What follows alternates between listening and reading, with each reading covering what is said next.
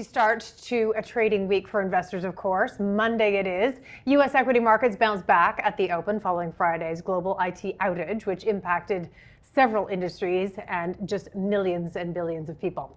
President Joe Biden's decision to drop out of the 2024 presidential race has some feeling a greater sense of uncertainty across markets as the election becomes tighter. How are the latest macro developments influencing our next guest market outlook?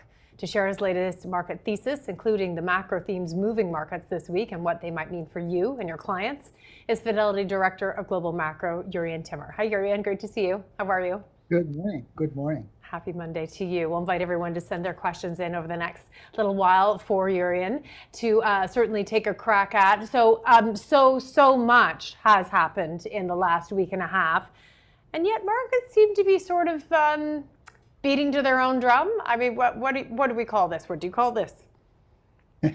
Well, it's funny because I was on CNBC like literally 10 minutes ago, and the same topic arose, and my answer was and still is that the U.S. markets, financial markets, they can have flare-ups and there can be drama, there can be volatility, but when the fundamentals are in good shape, the market can withstand a lot of drama. And obviously, certainly we've had some pretty dramatic events happen in the political sphere over the past, even month or so. But the fact is that earnings are accelerating higher. The Fed is poised to cut rates in September. And many of the stocks that have sort of been left behind in the U.S. bull market, right, because the Mag 7 have so dominated, those stocks really are primed to benefit from that combination. I mean, if you think about it, how often is earnings accelerating? Are earnings accelerating while the Fed is cutting rates? I mean, that really rarely happens. Usually the Fed is cutting rates, and that's a sign of trouble, and earnings are falling. But this is like this is like a real soft landing scenario where the Fed sees the inflation data, still as somewhat problematic, but it's no longer a clear and present danger, so it will ease off the brakes a little bit, and an earnings cycle is underway, and that is a good backdrop, especially for the average stock, right? Like the cap-weighted S&P, and actually we can go to, where's my slide? The relative story of it all, really. Hold on, let me say, where's the PE? I can't find it. Anyway, but the cap-weighted S&P is at 24 times earnings, but the equal-weighted S&P is at 18 times earnings. So you got lower rates, higher earnings, and reasonable valuation for most stocks. That's a pretty good backdrop, and it allows the market to withstand some of these dramatic events coming from the political side. And I mean, when we go so far, I'm going to sort of big picture stuff here, but it seems like the American exceptionalism story, or, TINA, whatever you want to call it, we've got to figure out what the dollar is doing and would do, and we still don't, that's a bit of a mystery there. But in any case, it seems like things are intact for U.S. equities. Yes, so we have a cyclical bull market within a secular bull market. We have the AI story. We have, potentially a productivity story. Certainly there's a lot of capital spending going on. We still have a kind of shareholder-friendly equity culture here where companies who generate excess cash, and those companies are generally in the U.S., are returning some of that cash, if not most of it, to shareholders via, somewhat via dividends, but mostly via buybacks. And that's something that you don't see as much of around the world, in part because not as much cash flow is generated, but also in part it's not part of the culture. So the payout ratio remains pretty high here at around 75%. And you add that to the growthiness of the S&P versus, for instance, the European stock market. And, that's been the story for the last, decade plus. And there are really no signs that that's going to come to an end anytime soon. And like you said, what happens to the dollar obviously is a question mark now that the Fed is, going to pivot or has pivoted or is pivoting. Maybe the dollar story becomes less strong because what we've had in the U.S. is very loose fiscal policy and restrictive monetary policy, more so than in other countries, and that has kept the dollar quite bid. And so it's possible that that comes to an end, but we'll see. It depends on how far the Fed goes, and obviously in terms of the political arena, and this is a question for the long term, not the short term. But another dimension of that is the Fed's independence in an era of fiscal dominance, and what role the Fed plays in that. But again, that's later, not yeah. Conversation today. So I'm curious, just based on some of the things you're talking about, what the correlations are, and the idea of the S&P 500 being off because of the mega growers having a little spate of underperformance here. And last week I remember you said it was just interesting to know what could go up when the overall market is coming down, and to what extent that's important. You've put more into that in some of your graphs this week, kind of going into that question. And again, it's sort of a question: are there alarm bells there or not? Yeah, and there's always some puzzle I'm trying to solve in the markets, and the puzzle I've been trying to solve really all year, and there's not an easy answer, is if we get this rotation. Of course, we had a broadening last fall into this spring. But that didn't really come at the expense of the market, right? So the cap weighted and the equal weighted both rallied 28% from October until April. So that was a win-win situation for everyone.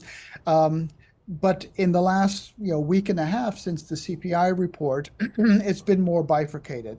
And so since the rotation happened a week and a half ago, S&P is down 2%.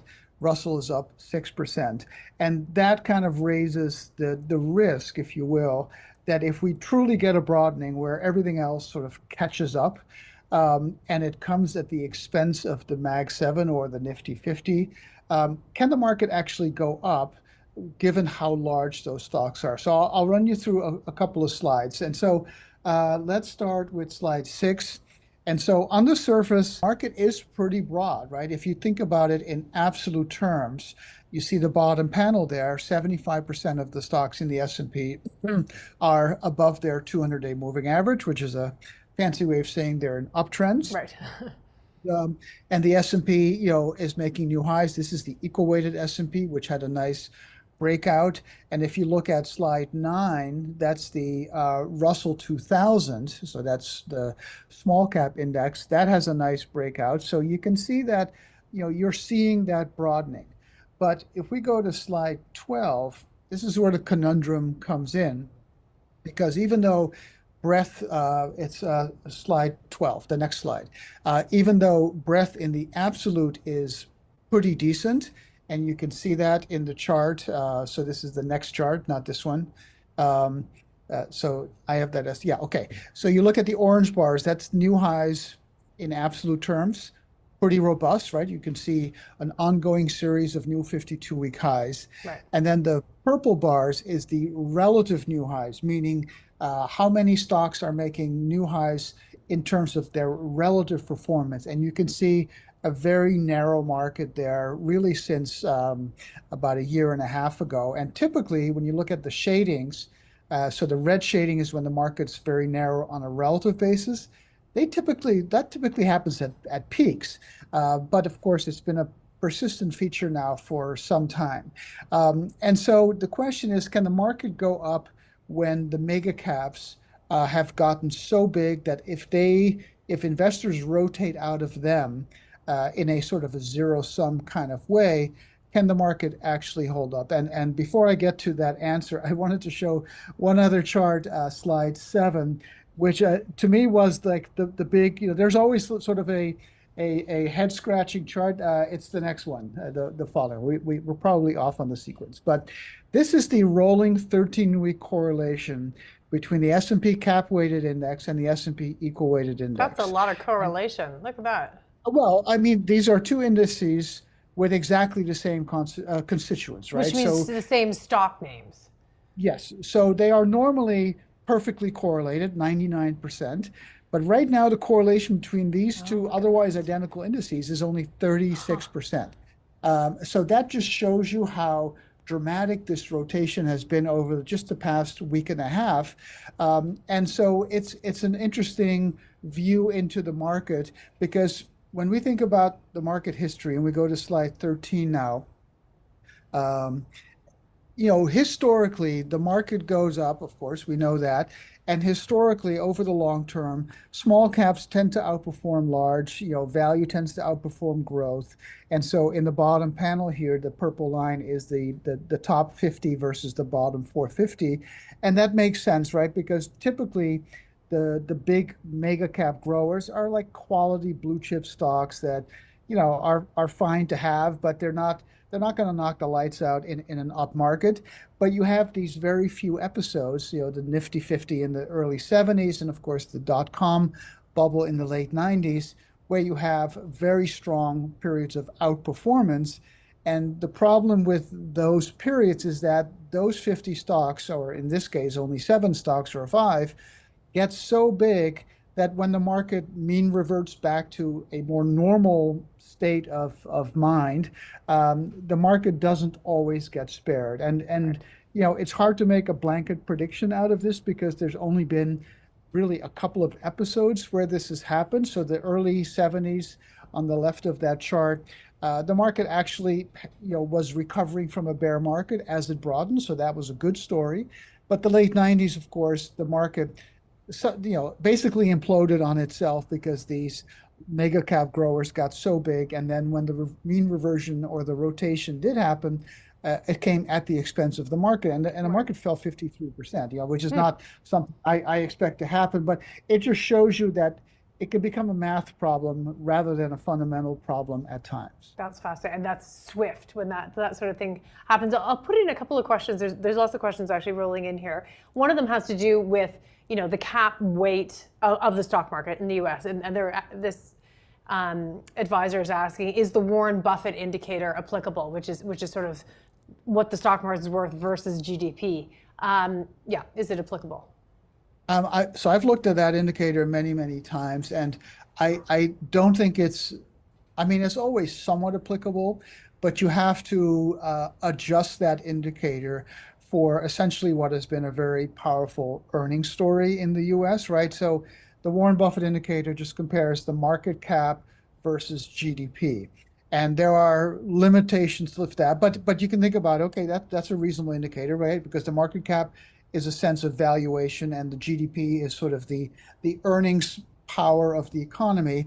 But the S&P is about half international now, right? So you would have to compare to global GDP and not US GDP because Apple is not really, it's a US company, but it's not really a US company, right? It's a global company. And so that's one limitation. And the other one is that over the decades, profit margins have gone up because earnings have been strong.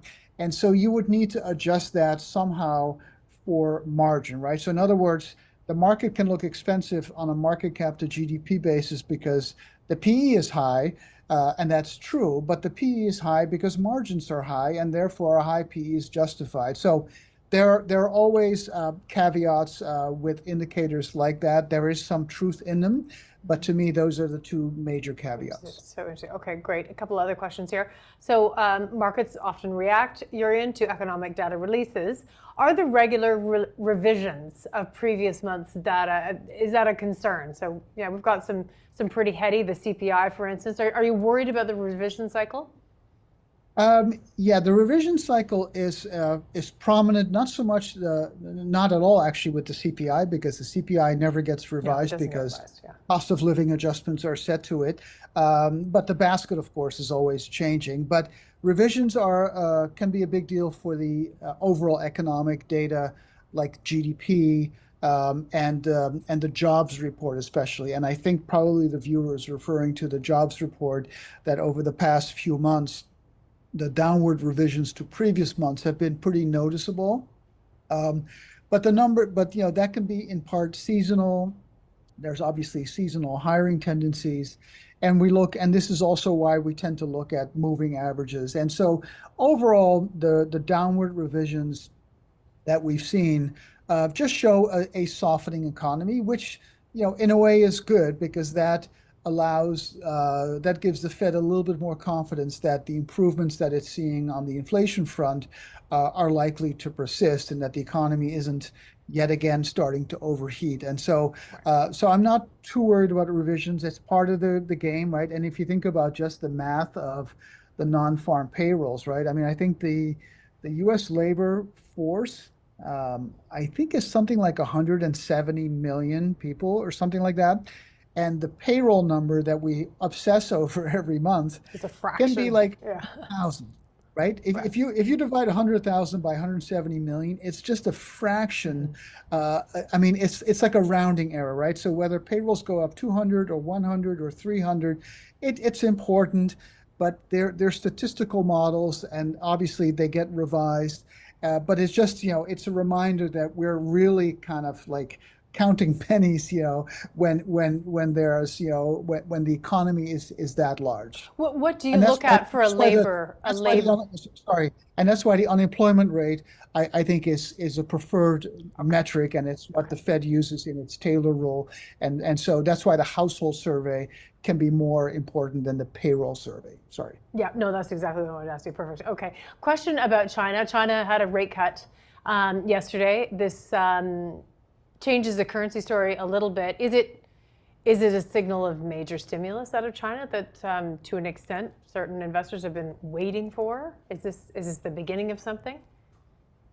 So for China, it's been a series of hopes of, the reopen, the big stimulus, and we're sort of in the post shock and awe world, I think, for China. Like, remember after the financial crisis, China was really a key player to kind of revive the global economy, right? You had the Fed doing QE, you had the cycle, of course, kind of doing what it naturally does anyway. But then China did this massive infrastructure stimulus, and that got commodities going, it got the whole reflation trade going. And we've had some iterations of that in the years that followed. But China has kind of built everything, and it's probably overbuilt a lot of things. So there is less fiscal stuff going on, or at least there's still fiscal stuff going on, but it has less of an oomph on the markets, right? The fiscal could be, healthcare initiatives, like stuff that doesn't show up in the price of copper, for instance. Right. And on the monetary side, it seems that China is taking a much more incrementalist approach. So the news we saw was, a 10 basis point move. So I don't think we're going to see these massive swings, but it's moving in the right direction. And, emerging market stocks are doing better, even with China, but especially without China. Especially, And but yeah, it's that's right. but so it's moving in the right direction, but I don't think we're going to see like the fireworks that we used to see. So let's tiptoe into politics. It was a big weekend. We know what happened. Um, Anything fundamental for reframing the so-called Trump trade?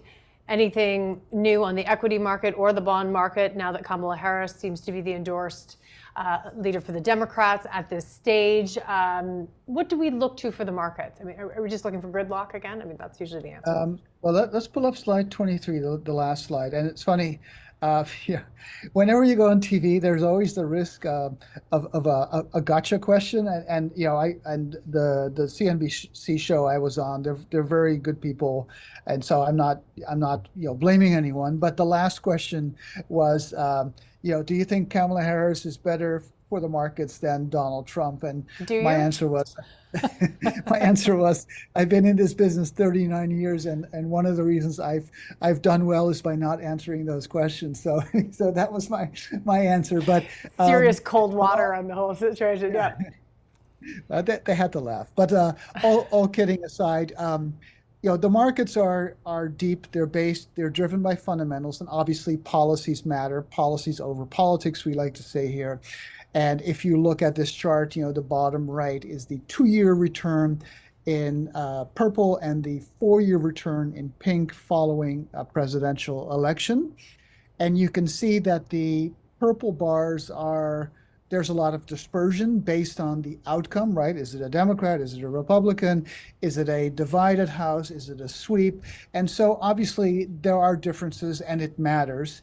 But what I answered in my question on CNBC was, if you wait long enough, if you're a long-term investor, you're just trying to save for retirement and you can wait 4 years, the difference in those pink bars is virtually, there's virtually no difference over the subsequent 4 years. And it just tells you that markets are driven by fundamentals, and whatever excesses happen on the political side, they get worked out, which is why we have a midterm election cycle, which often corrects any excesses of the presidential cycle. But even beyond that, the two biggest purple bars are a Republican sweep and a Democrat president with a divided Congress.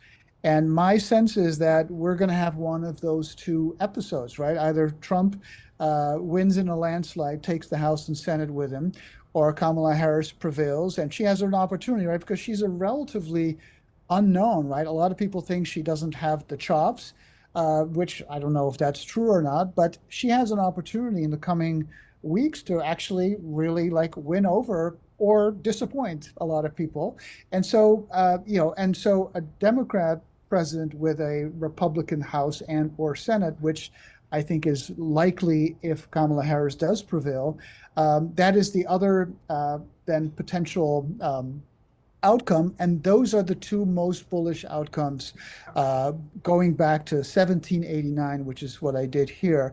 And so I think the market is looking through this with its usual rational logic. And again, if the markets was not sitting on sound fundamentals, or it was at some incredible, manic extreme, then these headlines or these potential outcomes, I think, matter more. But markets in kind of a good space, right? You have growing earnings and easier rates, and valuations are not a concern for most stocks. And then the two likely outcomes, in my view, that we're looking at here are the two most favorable ones you can get in an election. So I think that's what the market is seeing. Yeah, interesting. But still, as we started out the conversation, it comes back to sort of inflation and rates and earnings based on all of these other pieces. Earnings and interest rates, right? And policies will affect earnings and interest rates, sure. But that's what it comes down to. Take us to inflation, which is obviously the interest rate story, because you get her an awful lot about both choices politically would be inflationary, or the fiscal dominance story, and just leads to wondering whether the Fed, at the moment, I think there's 7 cuts priced into between now and a year out. It seems like an enormous amount of cuts when there are still questions about inflation, at least swirling. I mean, I don't know what you think, but. Yeah, so let's go to slide 2, the second slide. And I think the market is expecting the Fed to go to 3.5 over the next couple of years. And, that's in a couple of years, so who knows what the story will be by the time we get there. To me, that seems ambitious, right? And I look at it in a very simple way. A real rate, like a neutral policy in real terms, is probably plus 1%. That's where our star is. That's typically where rates would be in an expansion. So you got plus 1 real, and then if inflation's at 3, if it stays there and doesn't go to 2, then a nominal neutral rate would be 3 plus 1 equals 4. If inflation does go further down, which is what the TIPS market suggests, but that doesn't mean it's correct, then maybe 3.5 is more plausible, right? The TIPS market, actually, we go to the previous chart, slide 1. The TIPS market has been saying all along, inflation's going to end up at 2.5 and stay there, right? So if that's the case, 2.5 plus 1 is 3.5, which, lo and behold, is exactly where the forward curve is landing in the next couple of years. So the market's being very rational in that sense. It's reading the sign from the TIPS break-even curve. It's looking at history of what is a neutral real rate, and it's just adding the two, and that's where the forward curve is. But it's a snapshot in time. My sense is, and that's the sense of my colleagues here, is that 3 kind of is the new 2, and in that sense we go to 4. But even that, 4 is a lot lower than 5 3/8, which is where we are now. And whether we go to 4 or to 3.5 is a question for next year, but not a question for today. For today, the answer is the Fed has permission from the data to start cutting, and it's going to cut, in September with 100% probability, and it's probably going to cut one more time later this year. And then probably a couple more times next year. But again, we'll see. Maybe we're in a recession next year and the Fed goes all the way to 2. So we don't really know. But the bigger question that I think you're hinting at is, again, one of what does the next 5 years look like? Yeah, are we in an inflationary story here? And more broadly, lots of spending. And no cutting, really. I mean, fiscal cutting. No, yeah. Austerity is a non-starter for most politicians. It's not a way to get reelected. No, it's not. But yes, so deficits are going to continue no matter who wins. So this is not a political issue. It's an issue, but not one on the political stage. And to me, really, the only question is, what role does the central bank play, right? So we see in the Bank of Japan that the central bank plays a subordinate role behind the fiscal side. The Fed did the same back in the 1940s during World War II. The Fed currently is on the other side of that. It is asserting its independence, and maybe no one has threatened its independence, so it can do that. But the Fed is restrictive while the fiscal side is loose, and that, I think, is a big reason why the dollar is strong. But 5 years from now, what is that going to look like? I don't think Congress is going to enact legislation that removes the Fed's independence or anything like that, but it can be much more subtle. Board governors can be put in place on the Fed that are more friendly to a more fiscally dominant, policy. And so we don't really know what that's going to look like. And even if we did, there is still not an easy answer, right? Because the conversation we've had is about the bond market and the term premium, which remains about 0. Right. And if you think about fiscal dominance and a subordinated Fed, you would think inflation would be high, and I think you would be correct, and that would justify a higher term premium. Right. But if on the other side, the Fed, takes a page from the Bank of Japan and does yield curve control and QE to keep rates lower, then that actually would cause the term premium to go down or stay where it is. So even if you don't have the answer, and this is one of the fun dynamics of trying to figure out these puzzles, that even if you have the answer, doesn't even mean you get the direction of the trade right. No, we're just going to have to stay tuned to you. I think that's what that means.